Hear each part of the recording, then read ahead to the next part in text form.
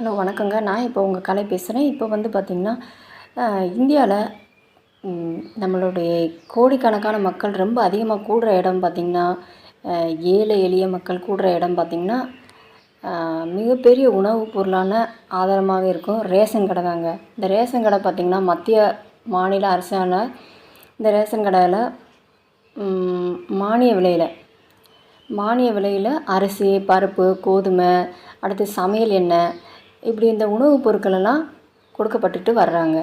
இந்த ரேஷன் கடையில் பார்த்திங்கன்னா மலிவு விலையிலும் சில பொருட்கள் வந்து மலிவு விலையிலும் சில பொருட்கள் இலவசமாகவும் உணவுப் பொருட்கள் வந்து வழங்கிக்கிட்டு வர்றாங்க. இது வந்து ரேஷன் அட்டை அதுக்கு பார்த்திங்கன்னா அது கேஓசி அப்டேட் பண்ணணும் அப்படின்னு கட்டாயப்படுத்தியிருக்காங்க. இப்போ தமிழ்நாட்டில் மொத்தம் பார்த்திங்கன்னா 2.25 கோடி குடும்ப அட்டைகள் இருக்குதுன்னு சொல்லியிருக்காங்க. சுமார் 7 கோடிக்கு அதிகமானவர்கள் வந்து இதை வந்து மானிய விலையில் உணவுப் பொருட்களை வாங்கி பயன்படுத்திக்கிட்டு இருக்காங்க. இருந்தாலும் பல வந்து ஒன்றுக்கு மேற்பட்ட கார்டெல்லாம் வச்சுருக்கிறதாக புகார் வந்துக்கிட்டு இருக்கு அப்படிங்கிறாங்க.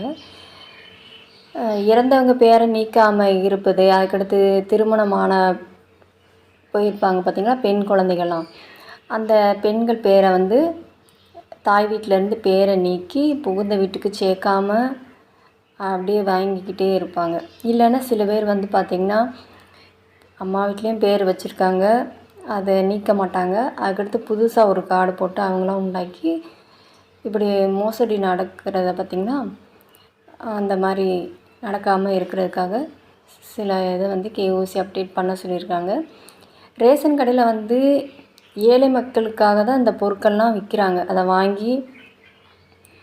வாங்கி பயனடையணும். ஆனால் சில பேர் என்ன செய்கிறாங்க, இந்த ரேஷன் கடையில் விற்கிற இருக்குது பார்த்திங்களா, அந்த பொருட்களை மூட்டையாகவே அவங்களே வாங்கிட்டு போயிடுறாங்க ஒரு லம்ப் அமௌண்ட் கொடுத்து. அதை வந்து கள்ளச்சந்தைன்னு கூட சொல்லலாம். அதை போய் வாங்கி வெளியில் போய் சேல்ஸ் பண்ணுறாங்க. இதெல்லாம் தடுக்கணுன்னா கேஓசி அப்டேட் பண்ணணும், சரிங்களா? அந்த மானிய விலையில் கொடுக்குறது, இலவசமாக கொடுக்குற உணவுப் பொருட்களை வந்து மக்களுக்கு சரியாக கொண்டு போய் சேரணும் அப்படின்னு மத்திய அரசு ரேஷன் கடையில் உள்ள தகவல்களை வந்து சரியான நபருக்கு தான் போதா, சரியான நபர் தான் வாங்குகிறாங்களா, அவங்க பயன்படுறாங்களா அப்படின்னு கண்காணிக்கணும்னா கேஓசி அப்டேட் பண்ணுறது அவசியம். அப்டேட் பண்ணுங்க அப்படிங்கிற மாதிரி சொல்கிறாங்க. அப்போ ரேஷன் கார்டு வச்சுருக்காங்க பார்த்திங்களா, அவங்க ஒவ்வொருத்தரும் நம்மளுடைய ஆதார் எண், மொபைல் எண், அப்புறம் மொபைல் எண்ணா ஆதார் கார்டுக்குன்னு கொடுத்துருப்போம்ல அந்த எண், அப்புறம் வீட்டு முகவரி, இதெல்லாம் அந்த ஆன்லைன் மூலமாகவே நம்ம வந்து அப்ளை பண்ணிக்கலாம்.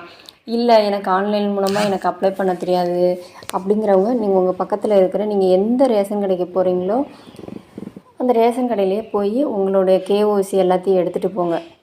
ஆதார் கார்டு எடுத்துகிட்டு போங்க, மொபைல் நம்பர் கொடுத்துருப்பீங்க பார்த்திங்களா ஆதார் கார்டுக்கு, அது உங்கள் அட்ரஸ் ப்ரூஃப்க்கு எதுக்காவது எடுத்துகிட்டு போங்க. எடுத்துகிட்டு போய் நீங்கள் ரேஷன் கார்டுலேயும் அப்டேட் செய்து கொள்ளலாம், சரிங்களா? இது வந்து ஃபஸ்ட்டு பார்த்திங்கன்னா செப்டம்பர் 30 தான் கடைசி நாள்னு சொல்லி அறிவிச்சிருந்தாங்க. ஆனால் இப்போ வந்து அதை கொஞ்சம் காலங்கள் கொடுத்துருக்குறாங்க. டிசம்பர் 31 எல்லாருமே இதை வந்து ரேஷன் கடையில் கூட போய் ரேஷன் அட்டையில் இணையதளம் மூலமாகவோ இல்லை ரேஷன் கடையிலையோ போய் கேஓசி அப்டேட் செஞ்சுக்கலாம் அப்படின்னு சொல்லியிருக்கிறாங்க. அதனால் இந்த வாய்ப்பை வந்து யாரும் நழுவ விடாமல் அப்டேட் பண்ணாதவங்க டிசம்பர் 31 போய் ரேஷன் கார்டை வந்து அப்டேட் பண்ணிக்கோங்க. அப்படி அப்டேட் பண்ணலை கேஓசியை அப்படின்னு நான் மறந்துட்டேன், இது பண்ணி எனக்கு தெரியாது அப்படிங்கிறவங்களுக்கு வந்து இந்த கார்டு வந்து ரத்து செய்ய கூட சூழ்நிலை உண்டாகலாம் அவங்களுக்கு, சரிங்களா? அதனால் பொதுமக்களாகிய நம்ம என்ன செய்யணும்னா இந்த ரேஷன் கடைக்கு கூட நேரடியாக சென்று நீங்கள் போய் கேஓசி அப்டேட்டு பண்ணிக்கோங்க. ரேஷன் கடையில் போய் உங்களுடைய கைரேகையை வச்சு பாருங்கள். அப்போ கைரேகை வச்சாலே உங்களை பற்றிய ஃபுல் டீட்டெயில் எல்லாமே அப்டேட் தானாகவே அங்கே வந்துடும். அவங்கக்கிட்ட நீங்கள் அந்த ரேஷன் கார்டு இதில் போடுறாங்க பார்த்திங்களா அந்த உரிமையாளர், அவங்கக்கிட்ட கேட்டாலேவும் அவங்க எல்லாமே சொல்லிடுவாங்க அப்டேட்டில் இருக்குது இல்லை அப்படின்னு. இல்லை ஆன்லைன்லேயே நான் பண்ணிக்கிறேன் அப்படின்னாலும் அங்கே போய் பண்ணிக்கலாம். என்னை கேட்டால் நீங்கள் ஆன்லைனில் விட நேராக ரேஷன் கடைக்கே சென்று பண்ணுறது தான் ரொம்ப எளிமையானது கூட. அதுக்கடுத்து அதுவும் மறந்துடாதீங்க, டிசம்பர் 31 தாங்க கடைசி நாள்னு சொல்லியிருக்கிறாங்க. அதனால் கடைசி நேரத்தில் போய் நம்ம இன்னும் நாள் இருக்குது, நிறைய நாள் இருக்குது, நம்ம இப்போ வேலைக்கு போய்க்கலாம், லீவ் நாளைக்கு போய் பண்ணிக்கலாம் அப்படின்ட்டு இருக்காமல், ஏன்னா எல்லாருமே லாஸ்ட் மினிட்டில் வருவாங்க. அந்நேரம் மிஷின் ஒர்க் ஆகலம்பாங்க, இல்லைன்னா ஏதாவது ஒன்று ப்ராப்ளம்பாங்க. லாஸ்ட் மினிட்டில் வர்றீங்க ஏதாவது சொல்லுவாங்க. அவங்களுடைய இதை வந்து நம்ம ஒன்றும் சொல்ல முடியாது. அதனால் இன்னும் நிறைய டைம் இருக்குது. அதனால் கடைசி நேரத்தில் போகாமல் முன்னாடியே சீக்கிரமாகவே போய் உங்களுடைய கேஒய்சியை அப்டேட் பண்ணுறதுக்கு பயன்படுத்திக்கோங்க. சரிங்களா? இந்த தகவல் வந்து நீங்கள் பார்த்துக்கிட்டு இருக்கவங்களுக்கு வந்து ரொம்ப பிரயோஜனமாக இருந்தால், அப்டேட் பண்ணாமல் இருந்தீங்கன்னா போய் அப்டேட் பண்ணிக்கோங்க. கார்டு வந்து கேன்சல் ஆகாமல் பார்த்துக்கோங்க. இல்லைன்னா கார்டு வந்து நீங்கள் அப்டேட் பண்ணாமல் இருந்தீங்கன்னா கார்டு வந்து கேன்சல் பண்ணி விட்ருவாங்க.